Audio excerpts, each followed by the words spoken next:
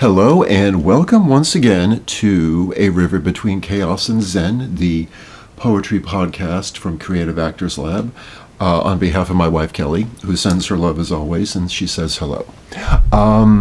So the daughter and I, one of the daughters and I the other day were going around the Salvation Army Goodwill sort of thrift store, and I actually found in the middle of everything an Edgar Allan Poe lunchbox.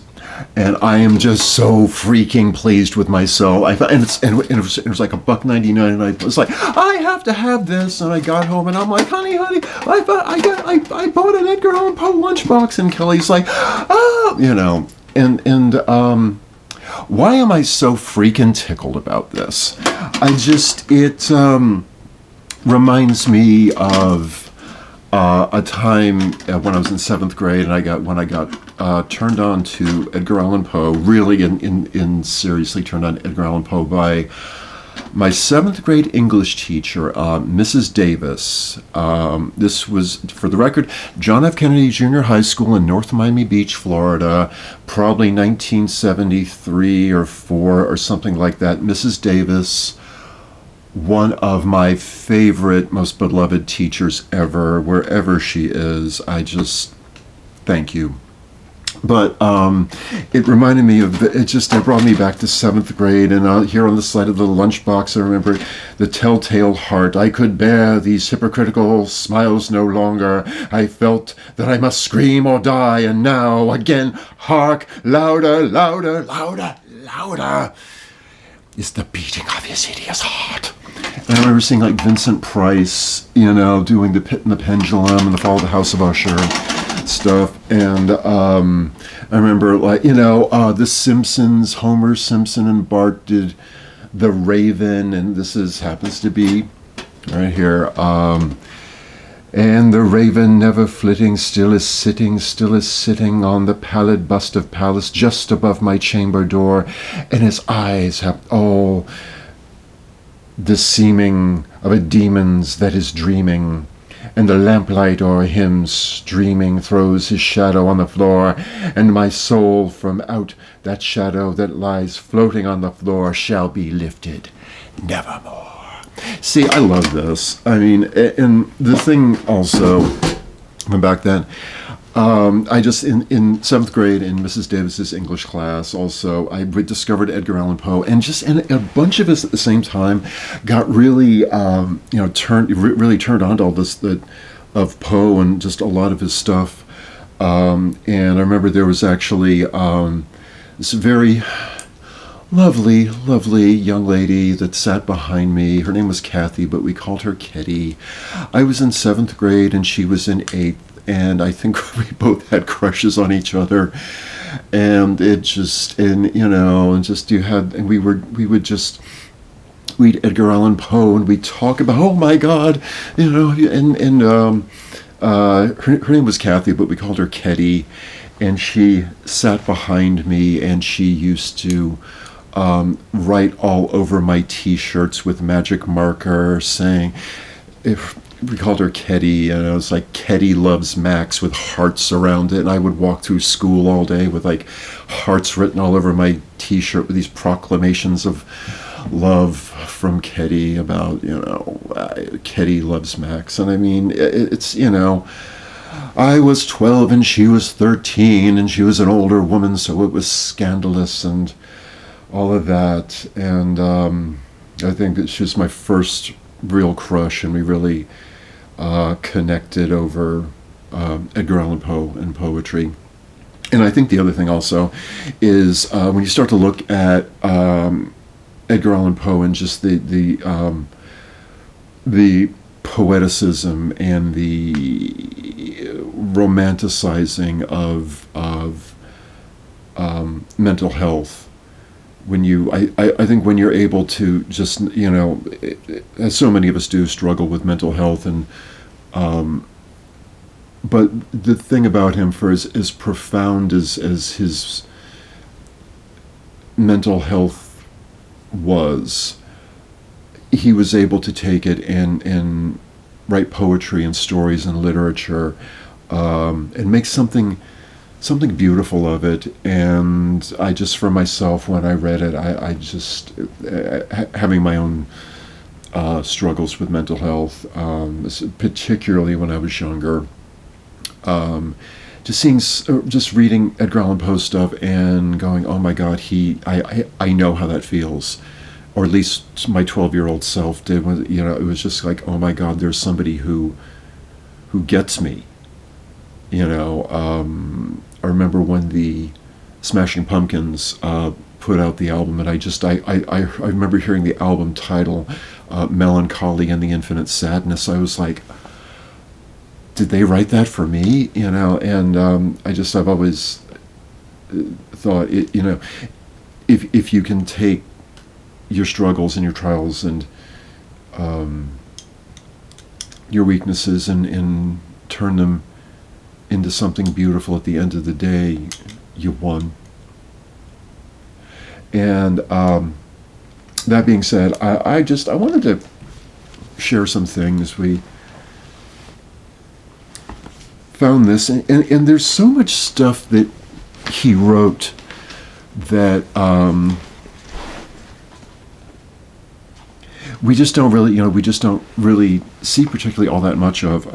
You know, The Pit and the Pendulum, and the Raven, and the Cask of Amontillado, and Mask of Red Death, and so forth.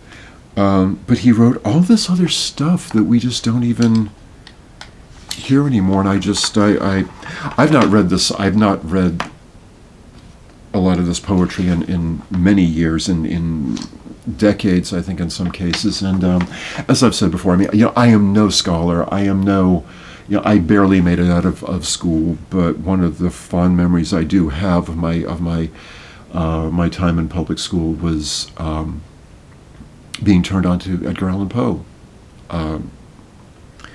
So that being said,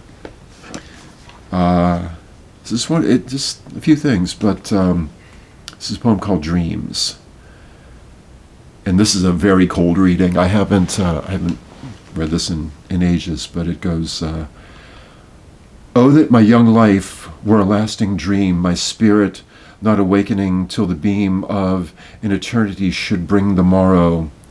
Yes, though that long dream were of hopeless sorrow, 'twere better than the dull reality of waking life to him whose heart shall be, and hath been ever on the chilly earth a chaos of deep passion from his birth. But should it be that dream eternally continuing, as dreams have been to me in my young boyhood, should it thus be given, 'twere folly still to hope for higher heaven. For I have reveled when the sun was bright in the summer sky in dreamy fields of light, and left unheedingly my very heart in climes of mine imagining, apart from mine own home, with beings that have been of mine own thought. What more could I have seen? 'Twas once and only once that the wild hour from my remembrance shall not pass. Some power or spell had bound me. 'Twas the chilly wind came o'er me in the night and left behind its image on my spirit, or the moon shine on my shoulders in her lofty noon, too coldly, or the stars, howe'er it was. The dream was that night wind, let it pass. I have been happy, though but in a dream. I have been happy, and I love the theme, dreams in their vivid coloring of life, as I fleeting shadowy, misty strife of semblance with reality, which brings to the delirious eye more lovely things of paradise and love, and all our own, than young hope in its sunniest hour hath known.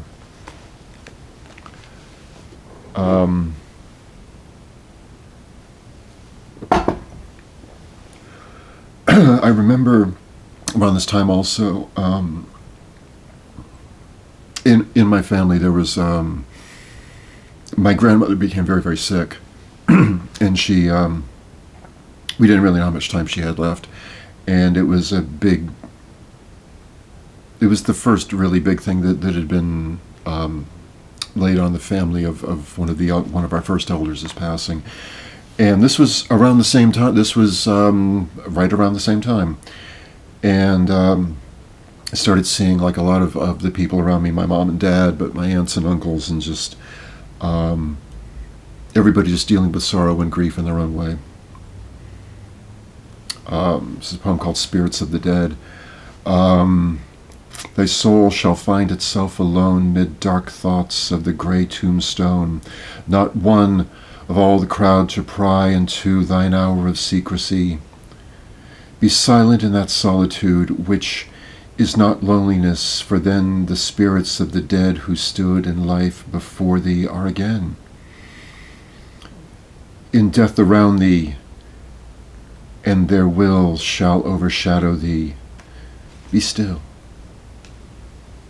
The night, though clear, shall frown, and the stars shall look not down from their high thrones in the heaven, with light like hope to mortals given. But their red orbs without beam to the weariness shall seem as a burning and a fever which would cling to thee forever. Now our thoughts thou shalt not banish, now our visions ne'er to vanish. From thy spirit shall they pass no more like dewdrops on the grass. The breeze, the breath of God, is still, and in the midst upon the hill, shadowy, shadowy, yet unbroken, is the symbol and the token, how it hangs upon the trees, a mystery of mysteries. This is called A Dream. In visions of the dark night I have dreamed of joy departed, but a waking dream of life and light hath left me broken-hearted. Ah, what is not a dream by day to him whose eyes are cast on things around him with a ray turned back upon the past? That holy dream, while all the world were chiding, hath cheered me as a lovely beam, a lonely spirit guiding. What though that light through storm and night so trembled from afar, what could there be more purely bright in truth's day star?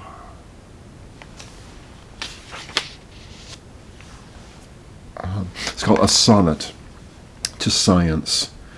Science, true daughter of the old time thou art, who alterest all things with thy peering eyes, why preyest thou thus upon the poet's heart, vulture whose wings are dull realities? How should he love thee, or how deem thee wise, who wouldst not leave him in his wandering, to seek him in the jeweled skies, albeit he soared with an undaunting wing? Hast thou not dragged Diana from her car, and driven to the Humnirad from the wood to seek shelter in some happier star? Hast thou not torn the Naiad from her flood, the elfin from the green grass, and from me the summer dream beneath the tamarind tree?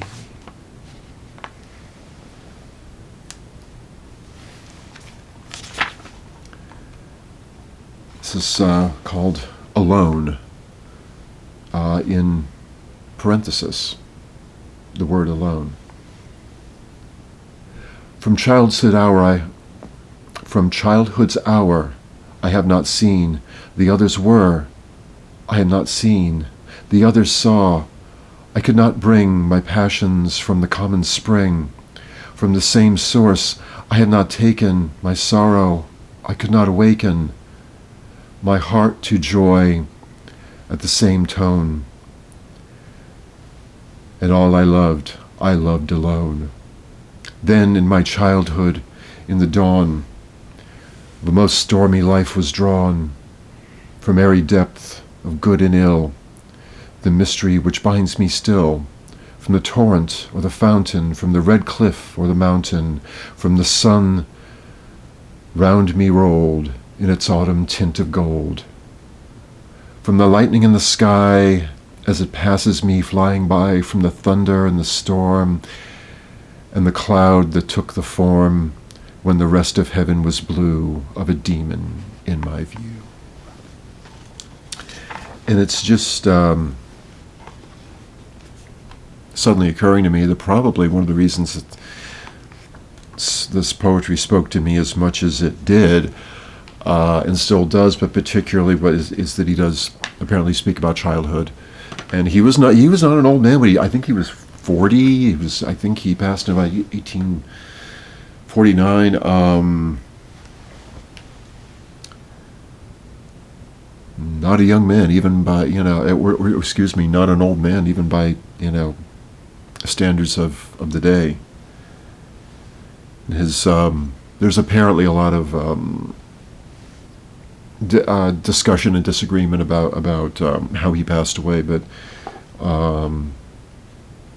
his last words were something about, "Oh, please pity my tortured soul," or something to that effect. And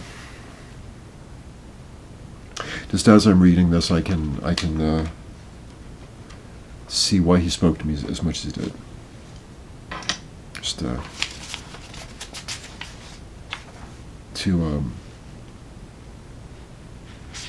one more. It's called The Bells. Hear the sledges with the bells, silver bells. What a world of merriment their melody foretells. How they tinkle, tinkle, tinkle in the icy air of night, while the stars that oversprinkle all the heavens seem to twinkle with crystal and delight, keeping time, time, time in a sort of runic rhyme with the tintinnabulation that so musically wells from the bells, bells, bells, bells, bells, bells, bells, from the jingling and the tinkling of the bells. Hear the mellow wedding bells, golden bells. What a world of happiness their harmony foretells. Through the balmy air of night, how they ring out their delight. From the molten golden tones, and all in tune, what a liquid ditty floats. To the turtle dove that listens, while she gloats on the moon. Oh, from out the sounding cells, what a gush of euphony voluminously wells. How it swells, how it dwells on the future, how it tells of the rapture that impels to the swinging and the ringing of the bells, bells, bells. Of the bells, bells, bells, bells, bells, bells, bells, to the ringing and the chiming of the bells.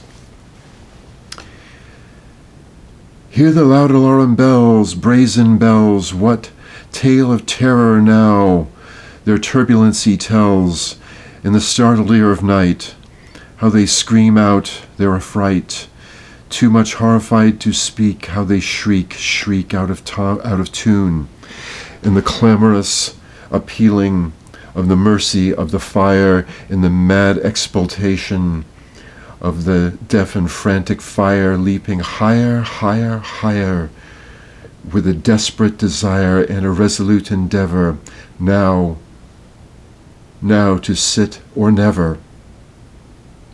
By the side of the pale-faced moon, oh, the bells, bells, bells, what a tale of terror tells of despair, how they clang and clash and roar, what a horror they outpour in the bosom of the palpitating air, yet the ear it fully knows by the twanging and the clanging, how the danger ebbs and flows, yes, the ear distinctly tells of the jangling and the wrangling, and how The danger sinks and swells by the sinking or the swelling in the anger of the bells of the bells of the bells, bells, bells, bells, bells, bells, bells, in the clamor and the clangor of the bells.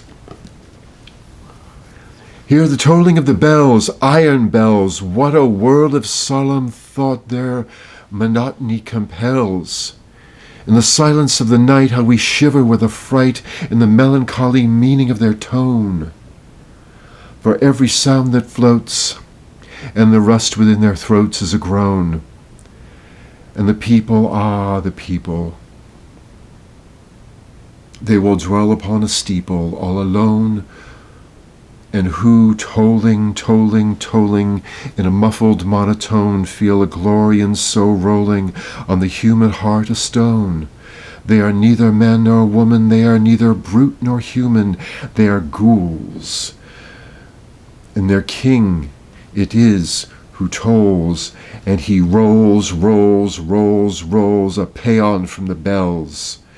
And his merry bosom swells with the paean of the bells, and he dances and he yells, keeping time, time, time in a runic rhyme of the paean of the bells, keeping time, time, time in a sort of runic rhyme to the throbbing of the bells, bells, bells, to the sobbing of the bells, keeping time, time, time, as he knells, knells, knells, in a happy runic rhyme of the rolling of the bells, bells, bells, to the tolling of the bells, bells, bells, bells, bells, bells, bells, to the groaning and the moaning of the bells.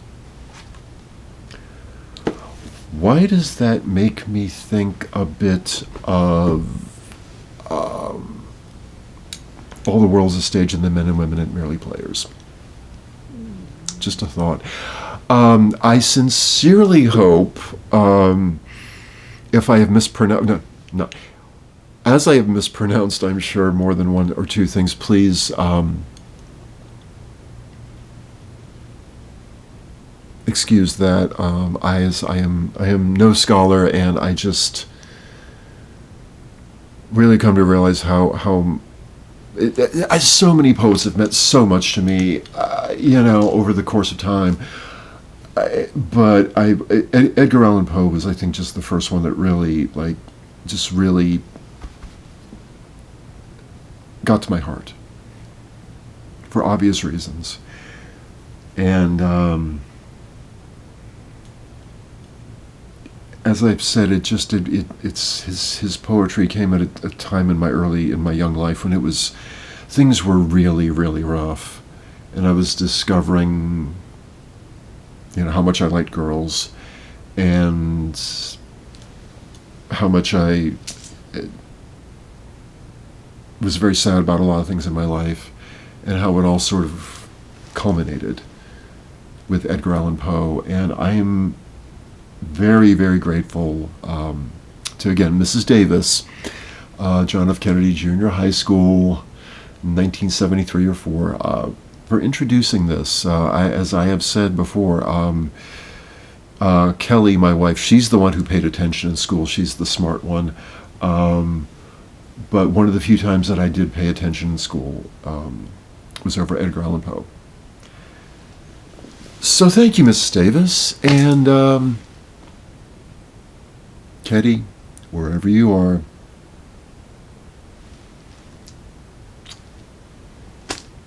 thank you for being my first muse.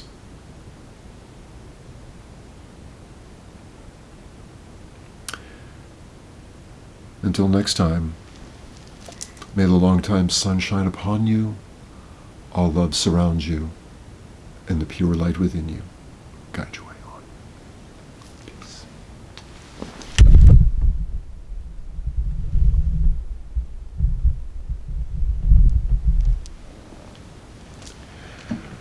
Thank you once again for listening to our podcast. My name is Max. On behalf of my wife, Kelly, this is A River Between Chaos and Zen, the poetry podcast from Creative Actors Lab.